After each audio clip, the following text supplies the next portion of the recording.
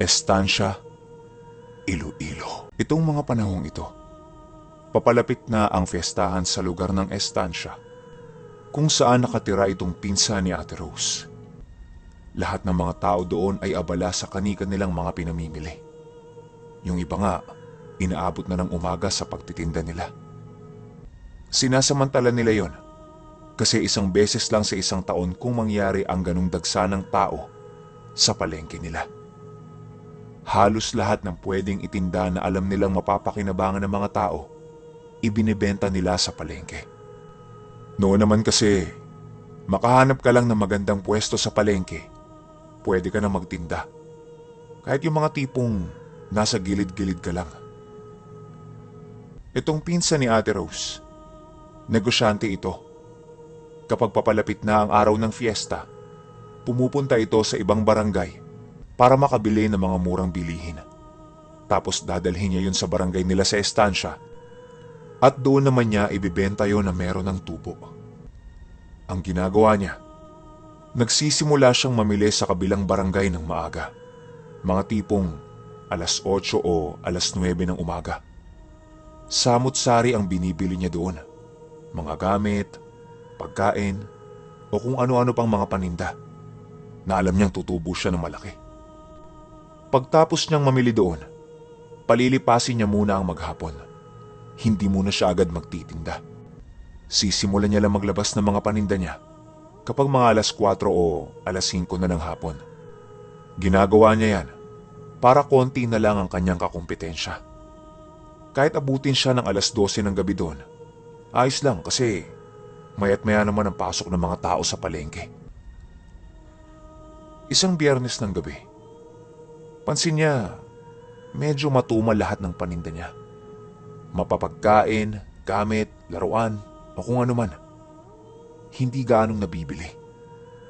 Ang naisip niya, malapit na kasi yung araw ng fiesta. 2 araw na lang. Baka yung mga tao nakabili na ng mga pangangailangan nila. Umabot na ng alas 10 ng gabi. Yung paninda niya, kukunti pa lang nga nabawas. Sabi niya sa asawa niya, mga alas 12 kapag wala pa rin, umuwi na lang sila. Delikado kasi yung babaybayin nilang daanan pa uwi. Baka mamaya, mapano pa sila. Hanggang sa sumapit na nga ang alas 12 ng gabi. Kukunti na lang ang mga tao. Hindi tulad ng mga naunang linggo. Tapos yung mga kapwa nila nagtitinda, 3 na lang. Doon pa matutulog sa palengke yung iba kasi meron silang pwesto ron eh. Eh sila, nakikipwesto lang. Kaya wala silang matutulugan doon. Nagpasya yung mag-asawa na umuwi na lang. Medyo marami silang bibit-bitin nun gawa nga ng konti lang ang nabawas sa kanilang paninda. Nagpaalam sila sa mga kapwa nila nagtitinda doon. Ang sabi sa kanila ng isang matandang tindera, bakit hindi na lang sila magpalipas ng gabi doon? Pwede naman sila makitulog sa pwesto niya. Baka mamaya, makasalubong pa nila yung napabalitang aswang sa lugar nila. Sagot ng lalaki doon sa matanda, ilang taon na niyang ginagawa yon. Mga panahong hindi pa niya asawa yung asawa niya ngayon. At saka sa tanang buhay niya, ni minsan, hindi pa siya nakasalubong ng aswang. Kaya hindi sila naniniwala doon. At kung meron man, meron siyang tindang buntot pagi. Ang alam niya, mabisang pangontra yon sa mga aswang. Hahatawin na lang niya sa ulo. Napalitan ng tawanan yung usapan nila. Imbis na matakot yung mag-asawa nagtawanan pa sila. Itong matandang nagsabi naman sa kanila, natawa na din at sinabihan na lang silang bahala sila, malalaki na sila. Matapos ang maiksing diskusyon, nagsimula nang maglakad yung mag-asawa. Tansya ng lalaki, mga 20 o 30 minutos na paglalakad yun. Bukod sa medyo malayo yung bahay nila sa palengke, may mga bitbit pa silang mag-asawa, kaya mabagal ang kanilang pag-usad. Nung kasalukuyan nilang binabagtas yung daan nila pa uwi, nangangalahati pa lang sila pero meron silang nakitang nakatayong matangkad na lalaki sa harapan nila. Naglalakad din ito, pero pasalungat sa kanila. Nung magkakasalubong na sila, medyo madilim kaya hindi gaanong naaninag ito ng pinsan ni Ate Rose. Nakita niya lang ng konti yung muka. Sa pagkakatanda niya, sobrang payat nun. Humpak na humpak yung pisngi. Namumutla yung kutis ng balat. Nangangalumata yung mata. Mahaba yung buhok. Nakayuko. Tapos mabagal maglakad. Binati ito ng asawa niya. Ang sabi niya "Nong! Gandang gabi!" Dahan-dahang lumingon yung matanda sa kanila. At sumagot naman ng, "Sige, ingat kayo."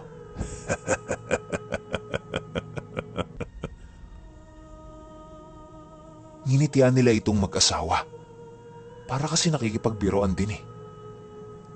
Paglampas nung lalaki sa kanila, nilingon ito nung kaibigan ni Ate Rose. Huminto ito at tumingin sa itaas. Para bang meron itong hinahanap o inaamoy-amoy. Tapos niyan, yumuko na lang ito. Kinalabit niya yung asawa niya para ituro yung ginagawa ng lalaki. Pero pagbalik niya ng tingin kung nasaan ito, wala na. Bigla-bigla na lang itong nawala. Wala pang 2 segundo yung pagkalabit niya sa asawa niya. Kaya, imposibleng mapunta yun kung saan. Yung paligid nila nun, puro kakahuyan na tsaka matataas na talahib. Saan yan pupunta? Doon na sila nagsimulang makaramdam ng kakaibang kilabot. Tapos yung amoy ng paligid, iba na din. Nakakasulasok sa sobrang baho. Yun bang, parang nagalaw na imburnal na amoy. Ganon na ganon yung baho. Samantalang, kanina pa sila naglalakad pero wala yung ganong amoy. Imbis na matakot, nagpatuloy silang 2 na maglakad. Maya-maya pa, nakita ulit nila na meron na namang lalaki ang nasa harapan nila. Pero sa pagkakataong ito, nakatayo na yun sa gitna ng kalsada. Para bang hinihintay silang dumaan. Kinuha ng lalaki yung buntot pagi sa bewang niya. Tapos yung nasa harapan nila, naglakad na papalapit sa kanila. Tapos bigla itong yumuko. Hanggang sa unti-unti itong naging aso at nagmamadaling tumakbo papalusob sa kanila. Tili na ng tili yung pinsan ni Ate Rose kasi yun ang unang beses na nakakita siya ng ganun sa buong buhay niya. Buti na lang yung asawa niya alerto. Pagbunot nito ng buntot pagi, inabangan niya yung aso na makalapit ng konti. Sabay hinataw niya ito ng napakalakas. Tinamaan yun sa batok. Rinig na rinig nila yung sigaw nun na napakasakit sa tenga. Pakiramdam nila, sumisigaw ito ng malapitan sa butas ng tenga nila. Nasaktan ng sobra yung aso, kaya napatalon yun sa talahiban. Pagtalon nun, wala na. Hindi na nila nakita. Ni paggalaw ng mga talahib, hindi na din nila napansin. Nagmadali na silang maglakad para makauwi na. Maya-maya pa, doon sa gilid ng dinadaanan nila, merong nakaluhod tapos nakaharap sa puno. Yung 2 kamay nito, nakatakip sa mukha niya. Tapos meron silang naririnig na,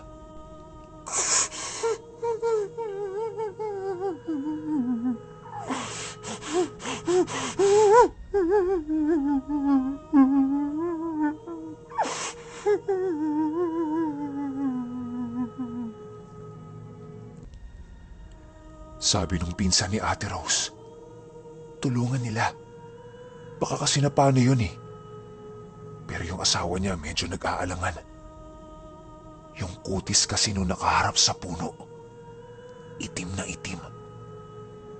Hindi yun normal na kutis ng tao. Para bang sunog na kahoy yun. Tapos yung buhok nito sobrang haba. Halos nakasayad na yun sa lupa. Iyak lang ito ng iyak. Nung lalapitan na ito ng asawa niya para tanungin kung ano ang nangyari, bigla itong tumigil sa pag-iyak at bigla na lang tumayo. Humarap ito sa direksyon kung saan tumalon yung asong nakita nila. Bigla itong naglakad papasok doon sa talahiban. Sabi ng asawa niya, hindi na tama kung ano man yung nakikita nila. Ang mabuti pa umalis na silang dalawa. Kilala niya yon. Mamaya na niya ipapaliwanag. Dapat makalis na sila doon. Ganon ulit. Nung nagtuloy sila sa paglalakad nila, nakikita nila sa gilid yung kaninang nakaharap doon sa puno na umiiyak. Para itong lumulutang sa hangin. Tapos napakahaba ng suot nitong bestida na kulay itim. Sumusunod yun sa kanila.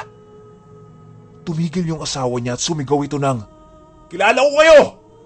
Bukas pupuntahan ko kayo sa bahay nyo! Pati kami tataluhin nyo! Magkakamatayan tayo!" Kitang-kita nung pinsan ni Ate Rose. Nabigla na lang lumubog yun kung saan man yun nakalutang. Tapos nawala na. Tumakbo na sila para makauwi. Bahala na kung malaglagan sila ng mga paninda. Basta ang importante sa mga oras na yon, makarating sila sa bahay nila. Pagkadating nila ng bahay, sobrang takot na takot yung pinsan ni Ate Rose. Ang sabi ng asawa niya sa kanya, kilala niya yung nakita nila sa puno. Bata pa lang siya. Usap-usapan na sa lugar nila na aswang yon. Hindi nila pinapansin kasi wala naman silang sapat na ebidensya. At saka, yung pamilya niya, hindi naniniwala sa aswang-aswang na yan. Maliban na lang sa lolo niya. Kasi yung lolo niya, merong mga pangontra na nilagay sa buong bahay nila. Sila naman hindi pinapansin yun. Sa pagkakatanda niya, nakatira yung matanda na yun malapit sa sapa. Nag-iisang bahay lang yun doon.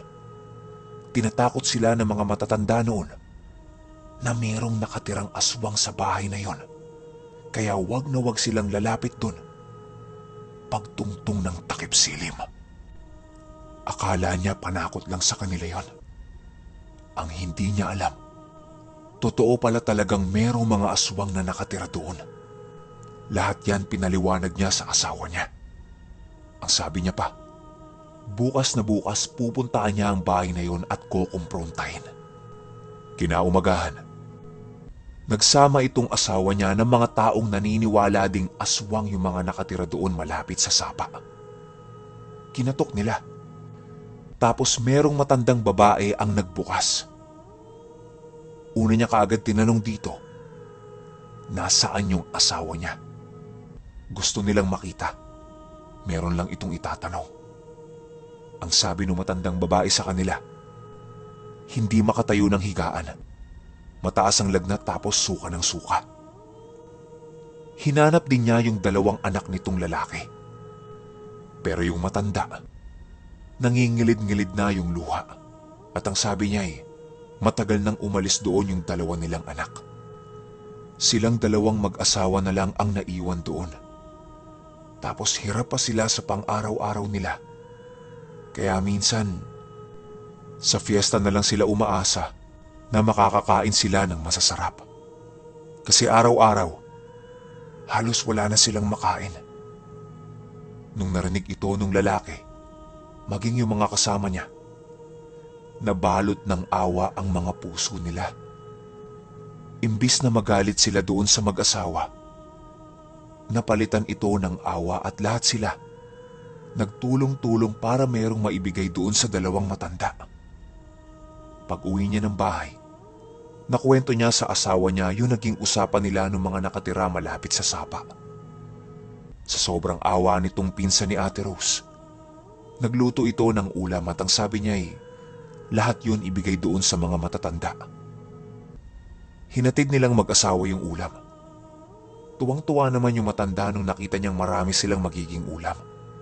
Ang sabi ng pinsan ni Ate Rose, kainin na nila yon kasi baka lumamig eh. Sabi niya mamaya na lang, pagising na lang nung asawa niya para sabay silang kakain. Matapos noon ay umalis na silang dalawa. Maya-maya pa, ang sabi nitong pinsan ni Ate Rose, gusto niyang makita yung sapa kasi matagal na mula nung huli niyang nakita yon. Nung nasa sapa na sila, pagtingin nila sa bahay ng dalawang matanda, yung babae, bit-bit yung daladala nilang pagkain at itinatapon yun sa gilid ng sapa. Nagulat sila kasi tuwang-tuwa yung matanda na yun nung inabot nila yun. Tapos biglang itatapon lang. Nagmamadaling tumakbo yung asawa niya para tanungin yung matanda kung bakit niya ginawa yun. Ang sabi lang nung matanda sa kanya, panis na kasi yung ulam nung tinikman niya. Lumapit yung pinsan ni Ate Rose at sinabi niyang bagong luto lang yun. Hindi na makaimik yung matandang babae. Tapos nakita nitong pinsan ni Ate Rose, yung gilid ng labi ng matanda, merong mga butas-butas na parte. Yun bang parang nalagyan ng asido? Siguro dahil sa sobrang hiya ng matanda, hindi na lang ito nagsalita at bumalik na lang sa bahay niya. Hindi na nila ito kinulit at pinabayaan na lang. Nung naglalakad sila pa uwi ng asawa niya, tinanong ng lalaki kung ano-ano bang nilagay niya sa ulam na binigay nila. Inisa-isa niya ang lahat ng nilagay niya doon. Hanggang sa nabanggit niya yung asin. Biglang nagulat yung lalaki. At ang sabi niya, nung nabubuhay pa ang lolo niya, palagi nitong sinasabi sa kanila na maglagay sila ng asin sa mga bulsa nila. Lalo na pagsasapit na ang hating gabi. Dahil isa yan sa mabisa at kinakatakutang pangontra sa mga aswang. Doon nila napagtantong mag-asawa na talagang ang aswang yung mga yon. Hindi na nila pinagsabi pa sa mga kapitbahay nila. Gawa nga ng baka sila pa ang mapasama. Lahat nga ng tao doon awang-awa sa dalawang matanda na to. Mula nung mangyari yan, halos buong bahay nila meron ng iba't ibang klase ng pangontra na namana ng lalaki sa lolo niya. Makalipas ang isang linggo, kalat na kalat sa buong barangay nila na namatay yung asawa nung matandang babae. Ang sanhi ng pagkamatay nun, matinding trangkaso at lagnat. Ang naiwan na lang doon yung matandang babae. Pero hindi na din ito tumagal pa ng 1 buwan. Kasi mula nung mamatay yung matandang lalaki, napapansin ng mga tao doon sa lugar nila na tuwing Miyerkules at Biyernes ando doon yung 2 anak nila. Tapos nung araw ng kamatayan ng matandang babae, ni anino nung 2, hindi na nila nakita. Nanatiling sikreto yung pagiging aswang ng 2 matanda na yon hanggang sa bawian sila ng buhay.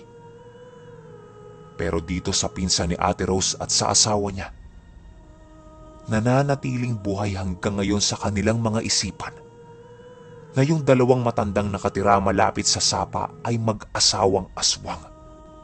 At pinagtangkaan nito ang mga buhay nila nung nalalapit na ang araw ng fiesta. Okay, opinyon ko sa kwento. Doon muna tayo sa 2 anak nila. Siguro ng mga panahong bumibisi-bisita to sa bahay nila, unti-unti nang pinapasa nung mga magulang nila yung lahi nila ng pagiging aswang. Nauna na lang yun sa lalaki. Tapos siguro dahil sa katandaan ng babae, pinasa na rin niya. Tapos dun sa 2 mag-asawang aswang na yun, ito sa akin lang sa akin lang. Itinataon nilang papalapit yung araw ng fiesta. Tapos tsaka sila mambibiktima. Kasi nga 'di ba, kapag fiesta, maraming mga dumadayo galing ng ibang barangay. Siguro, nataon lang dito sa mag-asawa na to, dala ng sobrang gutom nila, tapos wala silang nabiktima. Naisipan nilang taluhin na lang din to, kesa mamatay sila sa gutom. Tsaka yung umiiyak yung matandang babae doon sa puno.